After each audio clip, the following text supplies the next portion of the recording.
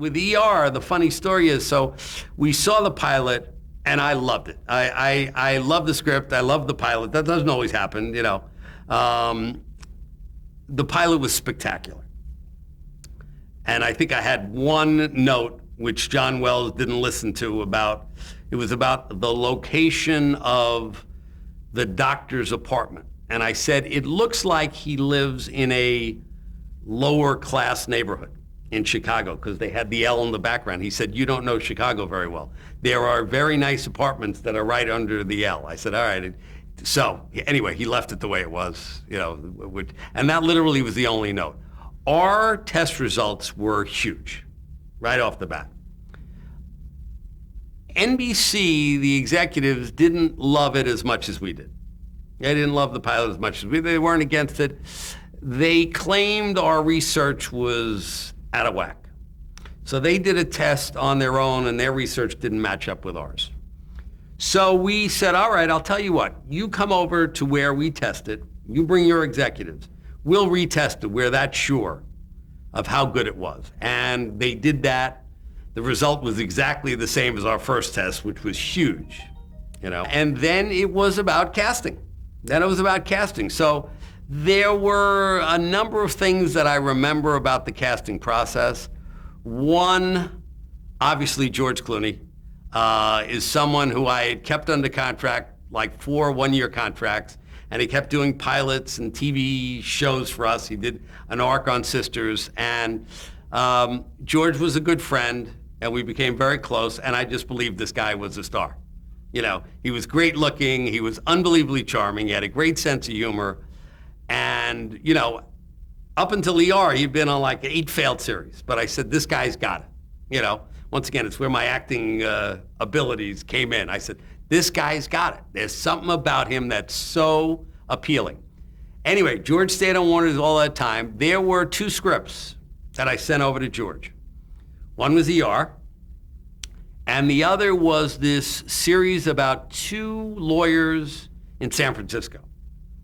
And by the way, it was a much bigger part. I said, George, read these 2.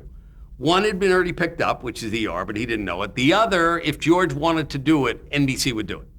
That was sort of the deal. I said, okay. So he read the 2, and he said, I want to do the doctor show.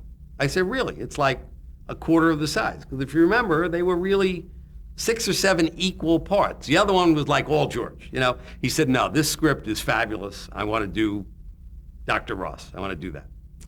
John Wells wasn't that familiar with George Clooney. He didn't really know who he was. George didn't have to read for him, but he had to go meet him. So it wasn't like an automatic, okay, George Clooney gets the role. Anyway, they met, they hit it off right away, and the rest is history. You know, George was always great, always the most cooperative. Never renegotiated his deal, played out his deal because he knew he was beginning to become a movie star. You know, he played that out. The other part that was, I still remember Noah Wiley's reading, you know, as the insecure young intern.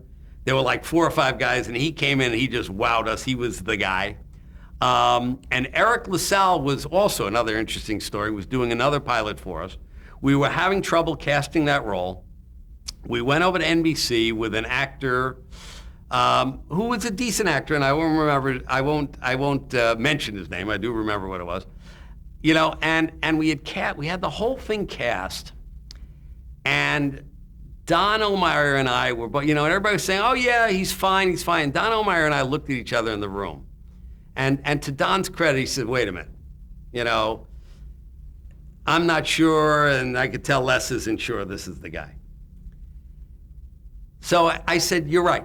I'm not sure this is the guy. We have a guy shooting another show for us. He's shooting a pilot, or it's a series at the time, that's up in Oregon, named Eric LaSalle, but he won't be available for like 2 weeks or whatever. Anyway, we juggled the schedule. To Don's credit, you know, it was like $20,000 more, and we split the cost of the delay for that role and waited for Eric LaSalle, you know, which made a huge difference. You know, the only other thing about casting in that, Juliana Margulies was a guest star. At the end of the pilot, she was supposed to have committed suicide. Now, you talk about testing, we changed the ending slightly, so she goes into the ICU but doesn't die. She had the relationship with Dr. Ross, so she came back just because she was so good in the pilot. Wow, I didn't remember that. Yeah, it was an interesting story. So, it was a great group.